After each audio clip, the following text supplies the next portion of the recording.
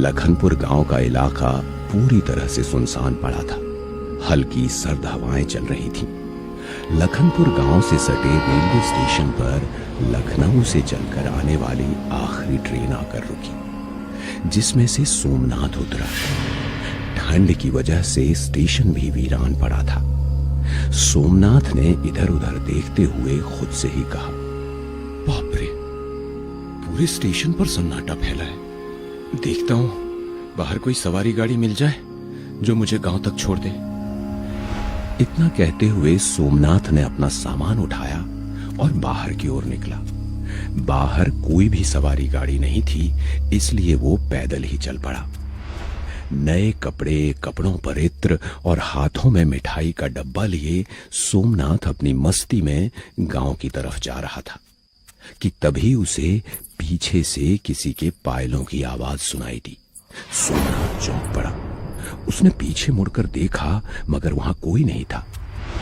इसे अपना वहम मानकर सोमनाथ दोबारा आगे बढ़ा, मगर कुछ और कदम चलने के बाद उसे एहसास हुआ पायल बजने के साथ साथ किसी औरत के हंसने की भी आवाज आ रही थी।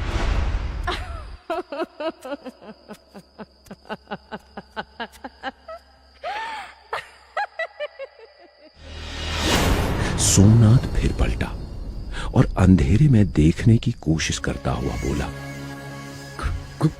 कौन कौन मेरे साथ कौन चल रहा है? जो भी हो, सामने आओ। गौर से देखने पर सोमनाथ को ऐसा लगा जैसे उससे कुछ ही दूरी पर कोई साये जैसी आकृति खड़ी हो। उसने फौरन ही अपने फोन की टॉर्च ऑन करते हुए उधर रोशनी की। तब तक वो साया सोमनाथ के बेहद करीब आ चुका था। कौन है? उसने देखा एक जवान औरत लाल साड़ी पहने उसके ठीक सामने खड़ी थी, जो देखने में बला की खूबसूरत थी। शरीर पर भरे गहने, 16 श्रृंगार, खुले बाल। वो सोमनाथ को देखकर मुस्कुरा रही थी। उसके इत्र की खुशबू में खोया हुआ सोमनाथ पहले तो कुछ बोल ही नहीं पाया। फिर उसने अपने आप को संभालते हुए उससे पूछा, आप कौन हैं? और इस सुनसान इलाके में इतनी रात गई क्या कर रही हैं? मेरा नाम मोहिनी है। मैं यहीं पास के गांव में रहती हूँ। इस इलाके में मेरी जमीन है। बाबूजी अपनी सेहत के चलते इतनी रात को यहाँ नहीं आ पाते, इसीलिए मैं आ जाती हूँ। इतना बोलते हुए वो औरत सोमनाथ के और करीब आ गई। सोमनाथ जरा पीछे होकर बोला, मगर आपको अकेले यहाँ डर नहीं लगता? डर? किस बात का? ये मेरा गांव है। मैं तो यहाँ इसी वक्त रोज आती हूँ। आप रोज आती हैं? हाँ जी, मैं रोज इसी वक्त आती हूँ। आप चाहो तो रोज इसी वक्त मुझसे मिलने यहाँ आ सकते हो। उसकी बला की खूबसूरती में सोमनाथ खोता जा रहा था, मगर उसने खुद को संभालते हुए कहा, देखिए, अभी तो मुझे अपने घर जाना है, मगर मैं वादा करता हूँ कल इसी वक्त आपसे मिलने जरूर आऊंगा। इतना बोलकर सोमनाथ वहां से चला गया। वो औरत उसे अब भी घूर रही थी, जिसकी आंखें बिल्कुल सुर्ख लाल चमक रही थी। सोमनाथ अपने घर पहुंचा।